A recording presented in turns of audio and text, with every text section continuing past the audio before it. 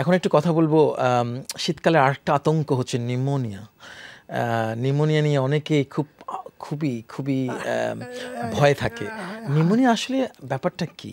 না এটা তো যে একটা ইনফেকশনই আর কি, লাংয়ের ইনফেকশনস। হ্যাঁ, এটা তো লাং ইনফেকশনই আর কি, রেসপিরেটরি ইলনেস।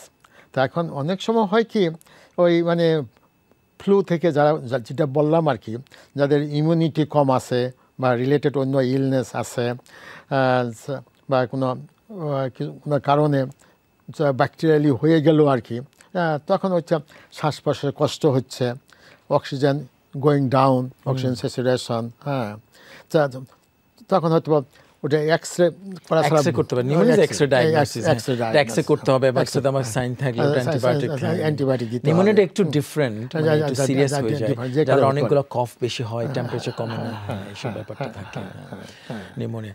আর কি আপনি যে বললেন যে শীতকালে আর কি ভাইরাস বা এই ধরনের অসুখ আপনারা দেখেন? একটা তো বললাম নরা ভাইরাস আছে। হ্যাঁ, বললেন নরা ভাইরাস। হ্যাঁ, এটা খুব বেশ মানে দেখা দিয়েছে আর আর বাংলাদেশে যে ডেঙ্গু ফেভার বা ঠেবার এগুলি হয় আর কি। হ্যাঁ, ওটা আলাদা ব্যাপার, বাংলাদেশের ব্যাপার ওটা আলাদা। হ্যাঁ, এটা তাও অনেকে আমাদের এদেশেও খুব আতঙ্কে থাকে, দেশে যে আত্মীয়স্বজন আছে যে ডেঙ্গু। না, এখানে তো নাই অবশ্যই, নাই আর কি। তবে ওই যে শীতকালীন আমাদের একটা থেকে আরেকটা জড়িত, তো আমার অ্যাসমাটা খুব বেশি হয়ে যায়।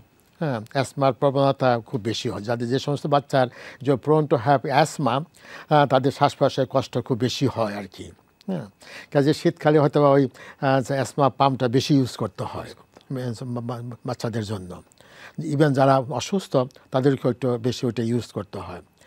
আর এগুলি থেকে একমাত্র উপায় হলো, এগুলি থেকে বাঁচতে হলে, হ্যাঁ, এই যে যখন এখন খুবই শীতকাল, এখন খুব শীত আসতেছে এখন। হ্যাঁ, এখন আমাদেরকে উচিত হবে যারা এলডারলি পিপল বা যারা মানে বাচ্চা কাচ্চা, not to be expose to much in cold weather as much as possible.